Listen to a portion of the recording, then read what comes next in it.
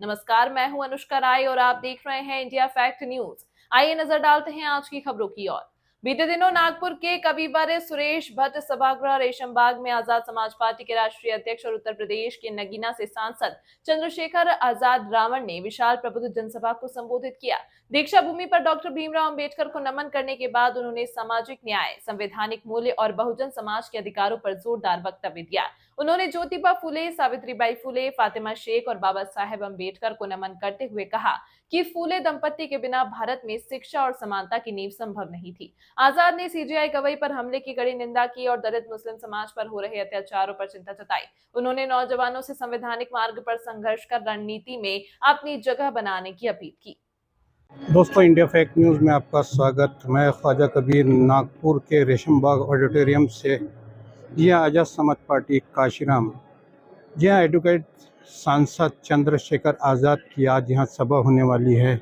आइए हम इसका लाइव या तो आपको वीडियो दिखाएंगे, बने रहिए इंडिया फैक्ट न्यूज़ के साथ। एक तरफ अभी कुछ दिन पहले उत्तर प्रदेश में हरिओम वाल्मीकि को पीट पीट के मार दिया और पीटा भी ऐसे नहीं, जानवरों की तरह पीटा, जानवरों की तरह। जब तक वो मर नहीं गया तब तक उसको पीटते रहे। ऐसे लोगों को इंसान नहीं माना जा सकता जो किसी की जान लेने को अपनी ताकत समझते हैं। और मैं उसको ताकतवर भी नहीं मानता जो किसी कमजोर पे जुल्म करता है। ताकतवर वो होता है जो अपने बराबर के व्यक्ति के साथ मुकाबला करता है। और मैं विश्वास से कह रहा हूँ, हमने शक्ति का निर्माण इसलिए नहीं किया किसी कमजोर को सताना है। हमने शक्ति का निर्माण इसलिए किया है कि अपने महापुरुषों के अधूरे कार्यों को पूरा करना है और जो कमजोर है उसकी लाठी बनना, उसकी आवाज बनना, उसको ताकत देना, उसके साथ खड़े रहना। प्यारे साथियों, एक हमारे एडीजी लेवल के अधिकारी ने सुसाइड कर लिया। चंडीगढ़, हरियाणा, पंजाब की जो राजधानी, चंडीगढ़ में सुसाइड कर लिया। वाई पूरण कुमार जो आईजी लेवल के हमारे अधिकारी थे, उन्होंने खुद को गोली मार दी। उनकी पत्नी आईएएस है और बड़े दुख के साथ बता रहा हूं कि पिछले 6-7 दिन हो गए उन्होंने, आपके परिवार ने अभी तक उनके पार्थिव शरीर का अंतिम संस्कार नहीं किया। उनकी पत्नी ने मना कर दिया है कि जब तक जिनकी वजह से मेरे पति ने ये कदम उठाया, जब तक उन पर कार्रवाई नहीं होगी, उनको उनके पदों से नहीं हटाया जाएगा, उनको जेल नहीं भेजा जाएगा, मैं अपने पति का अंतिम संस्कार नहीं करूंगा। और वो पार्थिव शरीर मोर्चरी में सड़ रहा है न्याय के लिए। मैं आपकी बात इसलिए बता रहा हूं, वो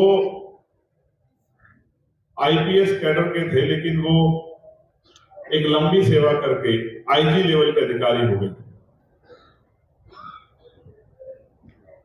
एक आईजी लेवल का अधिकारी जिसकी पत्नी, खुद की पत्नी आईएएस हो, सर्वोच्च सेवा का हिस्सा हो, उसी प्रदेश के सीनियर कैडर की मेंबर हो, उनके साले पत्नी के भाई विधायक हो, उनकी पत्नी के भाई की बहन कमिश्नर हो, जब इस परिवार को न्याय नहीं मिल रहा है तो आम गरीब व्यक्ति की स्थिति क्या होगी? ये बहुत बड़ा प्रश्न।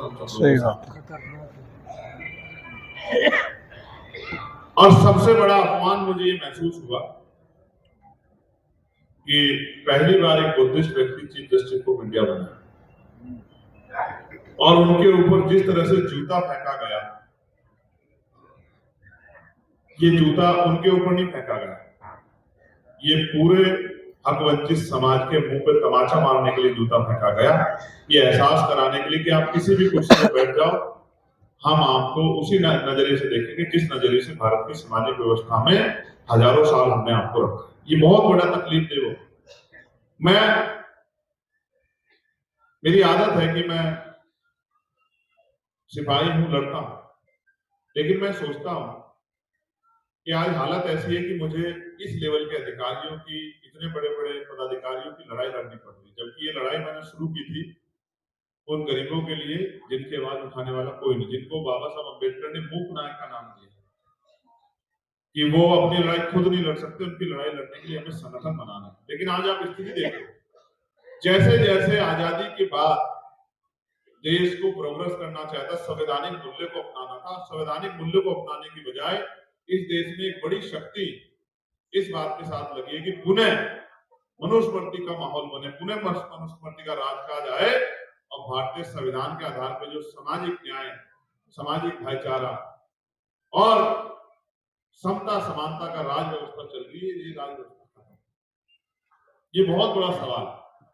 हालांकि चीफ जस्टिस ऑफ इंडिया ने भगवान बुद्ध के रास्ते पर चलते हुए उस व्यक्ति को माफ कर दिया, लेकिन माफ करना ठीक है, लेकिन इस देश की पुलिस व्यवस्था की जिम्मेदारी बैठती थी कि चलिए उन्होंने माफ कर दिया, लेकिन जिसने जो अपराध किया उसको मुकदमा दर्ज करके उतनी कार्रवाई करते कि उस आदमी को सबक मिलता। क्योंकि अगले दिन मैंने देखा कि वो आदमी बैठ के ये कह रहा था कि मैंने कुछ गलत नहीं किया, लेकिन अगर उसको सबक सिखा दिया जाता तो उसको पता लग जाता उसने गलत किया है। महाराष्ट्र में 1 जनवरी को आता हूं, इस बार मैं अक्टूबर में आ गया।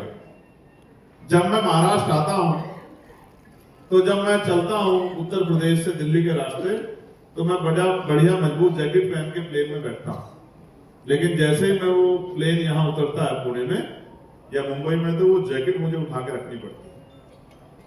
इसका मतलब ये है कि वहां से यहां की दूरी में तापमान बदल जाता है, लेकिन समस्या नहीं बदलती। जो समस्या वहां है वही समस्या यहां भी हमारे लोग, अभी मैं एक कर्मचारियों की मीटिंग में गया था, बड़े बड़े लेवल के अधिकारी कर्मचारी थे, उनकी मीटिंग में गया था, तो वो भी मुझसे समस्या समस्या समस्या ही बता रहे थे। मेरी आवाज आ रही है ना? तो वो भी मुझसे कह रहे थे ये समस्या है, ये समस्या है, ये समस्या है, ये समस्या है, ये समस्या। मैं सोच रहा था कि ये सब लोग वो हैं जो हजारों लोगों की लड़ाई लड़ सकते हैं, इनमें भी समस्या है, और जिस गांव देहात में मैं जाता हूं वहां भी समस्या है, तो खुशहाल लोग कहां? तो खुशहाल लोग वहीं होते हैं जहां बाबा साहब अम्बेडकर ने जो कहा कि political power is the master की, इज द मास्टर की। जहां राजनीतिक शक्ति होती है वहीं खुशहाली होती है, क्योंकि भारत लोकतांत्रिक व्यवस्था में है। जिनके हाथ में कलम की ताकत है वही बदलाव कर सकते हैं, वही बदलाव की रेखा को आगे बढ़ा सकते हैं, वही पॉलिसी बना के लोगों को लाभ दे सकते हैं। तो यहाँ ये लगता है कि यहाँ बहुत लोग पीछे। महाराष्ट्र में मैं आता हूँ, सांस्कृतिक मूवमेंट बहुत जो शानदार है, दिल खुश हो जाता है, हिम्मत बढ़ जाती है, ऊर्जा बढ़ जाती है। यहाँ पुरुषों से ज्यादा महिलाओं में सांस्कृतिक मूवमेंट के बीज दिखाई देते हैं। मैं जब पुणे जाता था तो कई कई दिन महिलाएं चल के वहां पहुंचती थी राष्ट्रपिता ज्योतिबा फुले को उनके जो है जन्मदिन पे वहां फूल पुष्प चढ़ाने के लिए। जब मैं 14 अक्टूबर का कार्यक्रम देखता हूं तो मुझे दिखता है लाखों लोग, 4-5 लाख लोग जो हैं वो आ रहे हैं पुष्प चढ़ाने के लिए, दीक्षा भूमि को नमन करने के लिए, चैत्य भूमि के कार्यक्रम को नमन करने के लिए लोग जाते हैं। फिर मैं 14 अप्रैल का कार्यक्रम देखता हूं तो जगह जगह पे चौराहों पे बहुत बड़े बड़े कार्यक्रम होता है, आयोजन होते हैं, रंग लगता है, फूल होते हैं, तमाम मिठाई बांटते हैं, सब कुछ होता है। और जब मैं भीमा कोरेगांव जाता हूं तो देखता हूं पूरा पुणे शहर जो है वो नीले रंग में हो गया है। चारों तरफ स्टेज लगते हैं, बड़े बड़े आयोजन होते हैं, नाच गाने होते हैं। मैं अपने मन में सोचता हूँ, हालांकि मुझे नहीं पता ये बात मेरी आपको अच्छी लगेगी, तो मैं समझता हूँ कि भाई अब इनका मिशन पूरा हो गया है, क्योंकि इनका मिशन तो आज का यही था कि नाच गाना करके, बढ़िया डीजे बजा के, बढ़िया भोजन वो करके, बढ़िया जो है फूल पैर बरसा के, बढ़िया रंग लगा के हमें जो ये भीमा कोरेगांव शौर्य दिवस मनाना है।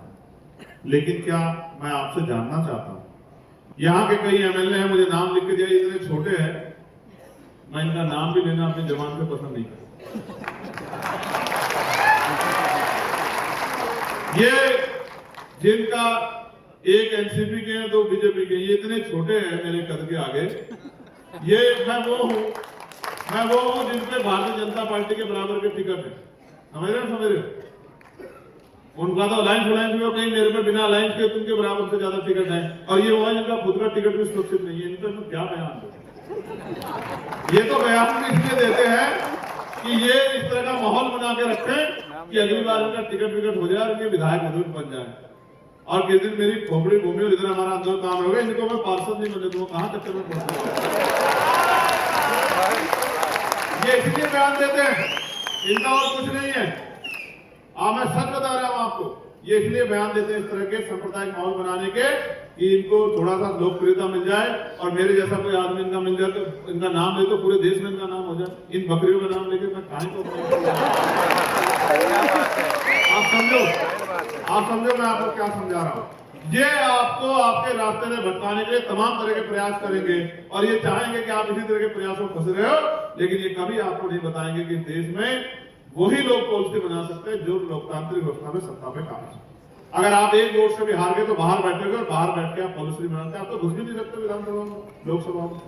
तो इसलिए मैं आपको कह रहा हूं, आपको आज नहीं तो कल शक्ति बनानी पड़ेगी और शक्ति बना के ही आप एक से एक शानदार पॉलिसी बना के, जैसे एक पॉलिसी बन जाए कि 0 फीस पे एडमिशन होगा, गरीब परिवारों के बच्चों का 0 फीस पे एडमिशन होगा, कमजोर वर्गों के बच्चों का 0 फीस पे एडमिशन।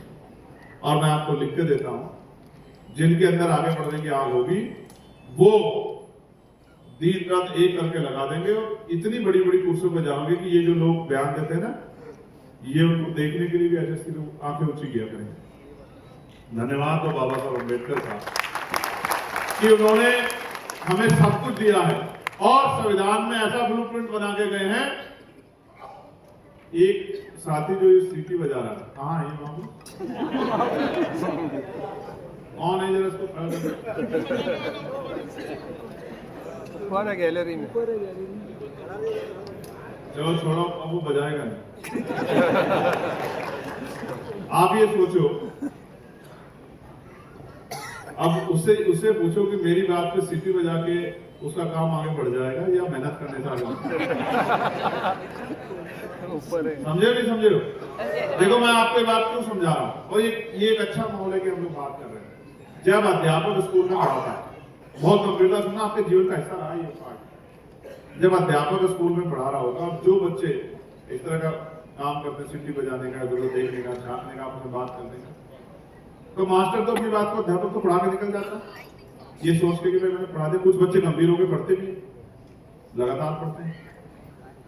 वही बच्चे प्रथम अंक प्राप्त करते हैं पूरे कॉलेज में, पूरी यूनिवर्सिटी में।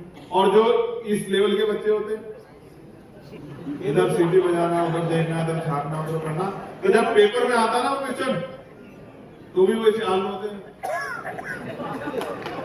तो तब तो कोई किसी की मदद ही नहीं कर पाता, क्योंकि सब लोग उसमें लगे, सबको पास होना है। तो उनका रिजल्ट क्या आता है? क्या आता है रिजल्ट उनका? फिर वो घर जाकर कहते हैं कि मास्टर खराब था, मास्टर ने अच्छे नंबर नहीं दिए। मास्टर अच्छे क्या नंबर है, कुछ तो आपको भी करना पड़ेगा ना। तो बाबा साहब ने तो संविधान में ब्लूप्रिंट बना दिया और आपको ताकत दे दी। और पूरी व्यवस्था, आप ये भी देखो, पूरी व्यवस्था इलेक्शन कमीशन करता है। पूरी व्यवस्था, आपका पोलिंग बूथ बनाता है, आपकी वोटर लिस्ट बनाता है, घर घर पर्ची देता है। आपका काम जाके है सिर्फ बटन दबाना, मोड़ लगाना। अगर सोचो आपसे कह दिया जाता कि भाई बूथ बनाने के पैसे आपको देने हैं, जो पुलिस सुरक्षा करके रहेंगे उनकी तनख्वाह आपको, उनके वेतन आपको देना, तो आप कहते हैं हमें गिरनी नहीं है वोट। समझे नहीं समझे? ये संवैधानिक प्रावधान इतना शानदार है, इतना अच्छा प्रावधान किया है कि सारी ताकत आपके हाथ में दे दी है। इस तरह से विकेंद्रीकरण किया है संविधान के जरिए कि जनता के हाथ में ताकत दे दी। अब जनता अगर अपने दुखों से मुक्ति चाहती नहीं और वो चुनाव के समय चंद पैसे लेके मिठाई में, शराब में अपनी वोट को बेच देती है, तो फिर उनके बच्चों का भविष्य भी वो बेची देती है। फिर आप ये मत समझो कि कुछ बदलाव होने वाला। इसलिए मैं आपसे कहना चाहता हूँ, ये जो नया ट्रेंड आया है देश की राजनीति में चुनाव से पहले कि महिलाओं को 2,000 रुपए मिलेंगे, महिलाओं को 2,500 रुपए मिलेंगे, महिलाओं को 3,000 रुपए मिलेंगे, उनके खाते में आएंगे किसानों को, ये क्या है? ये असल में वोट को खरीदने के लिए, आपके स्वाभिमान को खरीदने के लिए सरकारों की तैयारी है। क्योंकि सरकार ये जान गई है कि गरीब लोगों की असल दिक्कत सत्ता नहीं है, क्योंकि उनको सत्ता के बारे में तो पता ही नहीं, उनके पढ़े लिखे लोग नहीं जानते, तो गरीब क्या जानता है। तो उनकी सबसे जरूरी है उनके लिए रोटी कपड़ा मकान, और उनके लिए चाहिए पैसे। तो आप उनको सीधे पैसे भेज दो तो वो गुलामों की तरह में वोट करते रहेंगे। ये नया ट्रेंड आया आपकी वोट को खरीदने का, क्योंकि पहले तो रात के अंधेरे में वोट को खरीदा जाता था, चुपचाप कोई आता था कि पैसे ले लो हमें वोट दे देना। अब वो ट्रेंड बदल गया है। अब ये वो कहते हैं ना, सरकार हमारी कहती है कि अब ये वो हो गया है, क्या कहते हैं, डिजिटल हो गया है। ये डिजिटल वोट खरीदारी होगी। पैसा फेंको, तमाशा देखो। तो पैसा फेंक के वो तमाशा देख रहे हैं, लेकिन आप तो स्वाभिमानी लोग हैं, आपको तो समझना चाहिए कि इस पैसे से हमारा भला नहीं हो सकता। ये पैसा हमारी गुलामी से मुक्ति के लिए थोड़ा दिया जा रहा है, ये पैसा हमें कमजोर करने के लिए और हमारी ताकत ना बन जाए इसलिए दिया जा रहा है। इसलिए फिर आप कहते हो कि हमारी साहब हमारी जमीन छीन ली। अभी एक मेरे पास लेटर आया था, यही है 100 कुछ बीघे जमीन है, ये पीछे वाला ये वाला बड़ी फैल 130 बीघे जमीन है, 400 दिन से आंदोलन कर रहे हैं। नागपुर में आरक्षित जगह पे 130 एकड़ भूमि में डॉक्टर बाबा साहब अम्बेडकर पार्क बनाने हेतु आवेदन। 400 दिन से आंदोलन कर रहे हैं, मैंने सुना। कितने दिन से है?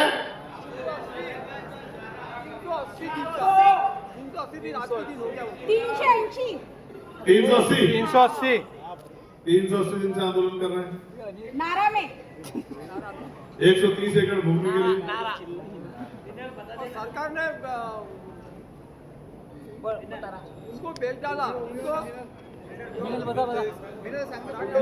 नारा में हो रहा है आंदोलन 380 दिन से, और वहाँ पे पूरे ज्यादा एज की जो आंटी लोग हैं वो बैठे हैं नेशनल पार्क के लिए 130। ठीक है, अब देखो 380 दिन से आंदोलन कर रहे हैं, और अभी वो माता जी मुझसे मिली थी, ताई मुझसे कह रही थी, आई बोली भैया अगर 6 महीने में नहीं बना चंद्रशेखर तो मैं यही वो कर दूंगी, शरीर तैयार दूंगी, बोली मुझसे। तो हमने कहा अम्मा काहे को जरूरत है? आप समझो 1 साल से ज्यादा का समय बीत गया। इस 1 साल अगर हम लग के मेहनत कर लें तो ये नगर निगम के अंदर आता है, महानगर पालिका में। तो अगर हम 1 साल मेहनत कर लें, अभी तो 1 साल का समय बचा नहीं है, तो महानगर पालिका में नीला झंडा लहर जाएगा और बाबा साहब का सिंबल वहां रखा जाएगा, और फिर कोई भी आंदोलन करने की जरूरत नहीं है। एक आवेदन दे देना तो अगले दिन जो है महानगर पालिका उसको जो है प्रस्ताव बना के पास कर देगी, आपका काम हो जाएगा। आप समझे ना, हम मुश्किल रास्ता अख्तियार करते हैं आसान। ये शक्ति कहां से है सरकार के पास कि आपको उजाड़ दे, आपका घर छीन ले, आपकी धार्मिक आजादी छीन ले, आपका धन छीन ले? कहां से आई? ये जनता ने वोट से उनको दी। मैं जो बात कह रहा हूं उसको गौर करो। बिजली के दाम कौन तय करता है भाई? कौन तय करता है जरा बताओ? पानी के दाम कौन तय करता है? इंडस्ट्री लेगा कहां लेगा कौन तय करता है? किसको रोजगार मिलेगा नहीं मिलेगा कौन तय करता है? आरक्षण का पालन होगा नहीं होगा कौन तय करता है? कहां स्कूल खुलेंगे, कहां कॉलेज खुलेंगे, कहां यूनिवर्सिटी बनेगी कौन तय करता है? कहां मेडिकल कॉलेज खुलेंगे, उनमें कितनी सीटें कौन तय करता है? कहां उद्योग धंधे लगेंगे, किनको रोजगार मिलेगा, बिजली के दाम, पानी के दाम, किसानों की फसलों के दाम, महिलाओं को रोजगार मिलेगा नहीं मिलेगा, कानून व्यवस्था अच्छी कौन तय करता है? हम क्या?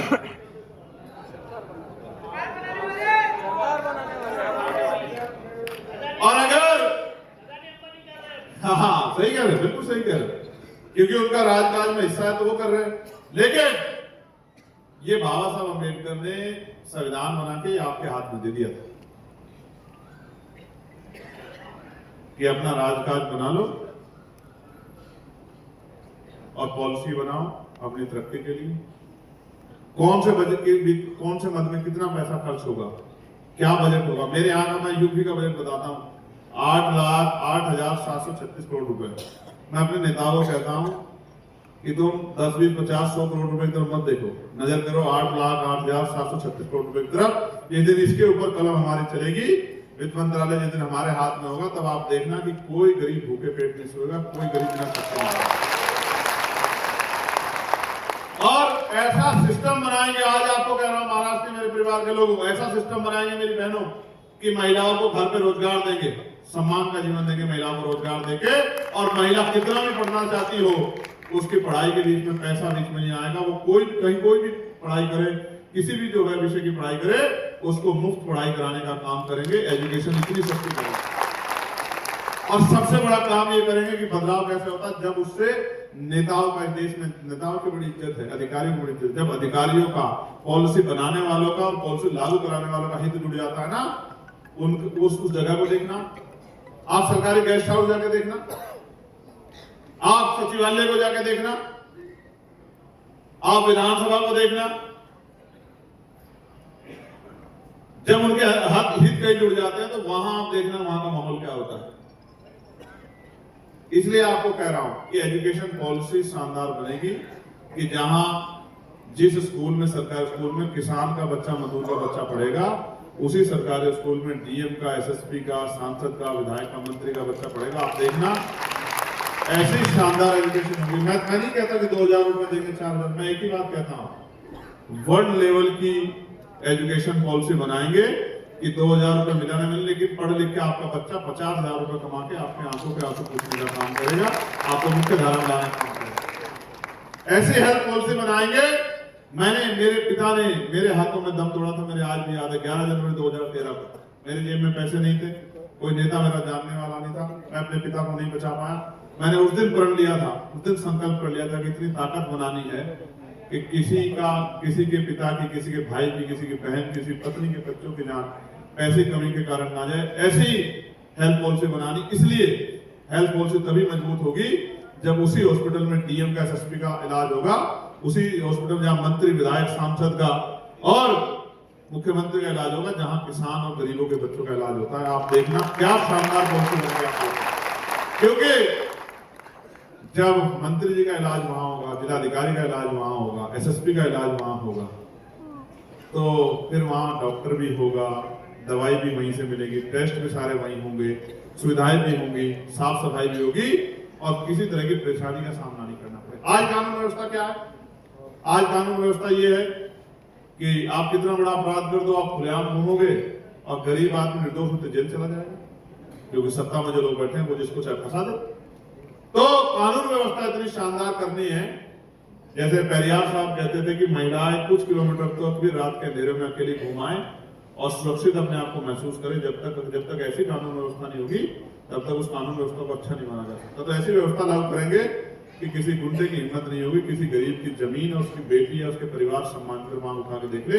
ये लागू करेंगे, ये संकल्प हमने अपने दिल में किया। और सपने देखना सीखो। सपने नहीं देखोगे तो पूरे कैसे करोगे? मैं नौजवानों से कहूंगा, जो पढ़ रहे हैं वो शानदार पढ़ाई करें, और इसलिए पढ़ाई ना करें कि नौकरी करनी है, इसलिए पढ़ाई करें कि ज्ञान हासिल करना है, और नौकरी भी करनी है तो क्लास 1 की करनी है। सपने के साथ पढ़ाई करें, और जिस दिन आप इस सपने के साथ पढ़ाई करोगे तो छोटे छोटे सपने आपके अपने आप पूरे हो जाएंगे। सपना देखो, उनको पूरा करने के लिए मेहनत करो। इसलिए मैं जो नौजवान राजनीति में आ गए, जो काम कर रहे हैं, उनसे कहूंगा अपने अंदर क्षमता पैदा करो, ज्ञान हासिल करो, किताबें पढ़ो, महापुरुषों को पढ़ो, रोज अखबार पढ़ो, जानकारी रखो कि इकोनॉमिक्स में हम लोग कहां, आपको पता होना चाहिए कि पर कैपिटल इनकम क्या है, आपको जानकारी होनी चाहिए। आपको जानकारी होनी चाहिए कि आपके क्षेत्रों में कहां दो धंधे लगने का प्लान बन रहा है। आपको जानकारी होनी चाहिए कि किस क्षेत्र में कितना पैसा बजट संसद हुआ, किस काम के लिए वो कितना लगा है। आपको जानकारी हासिल करनी पड़ेगी। आपको जब जानकारी होगी तभी आप सवाल पूछ पाओगे ना, जानकारी नहीं होगी तो कुछ नहीं कर पाओगे। मैं आपको फिर कहूंगा, जो निजी हित के लिए जुड़ेगा वो टिकेगा नहीं, और जो समाज के हित के लिए जुड़ेगा वो रुकेगा नहीं। बिल्कुल सब सीधी बात। आपको मुझे मिलकर, और फिर ये सोचो मत करो इंतजार कि बाबा साहब वापस आएंगे, मत करो इंतजार कि कोई और वापस आएगा। बस ये समझ लो कि हर व्यक्ति की जिम्मेदारी होती है कि वो अपने बड़ों का सपना पूरा करे।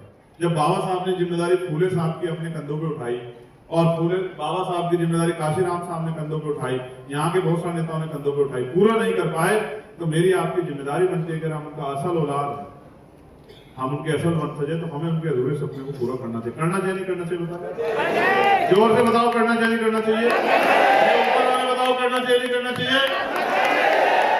तो भाई करने के लिए फिर वो क्षमता पैदा करनी पड़ेगी, तब जाके बात आगे बढ़ेगी। आप जानते हो, पार्लियामेंट हो या सड़क, मैं लगातार। फिलहाल अभी के लिए इतना ही। आपको आज की ये खबर कैसी लगी कमेंट में जरूर बताएं, और यदि आप हमारे चैनल पर विज्ञापन देना चाहते हैं तो नीचे दिए गए ईमेल आईडी या कांटेक्ट नंबर पर संपर्क कर सकते हैं। और इंडिया फैक्ट न्यूज से जुड़ने के लिए हमारे पेज को लाइक और सब्सक्राइब करना ना भूलें। अगली खबर तक के लिए फिलहाल मुझे दीजिए इजाजत। धन्यवाद। क्या आप अपने इवेंट, फैमिली फंक्शन में नागपुर और उसके आसपास के मशहूर इन्फ्लुएंसर को बुलाना चाहते हैं, या अपने या अपनों के बर्थडे विशेष बनवाना चाहते हैं? तो सोच क्या रहे हो, नीचे दिए गए नंबर पर संपर्क करें और अपने इन्फ्लुएंसर को बुक करें। नियम व शर्तें लागू।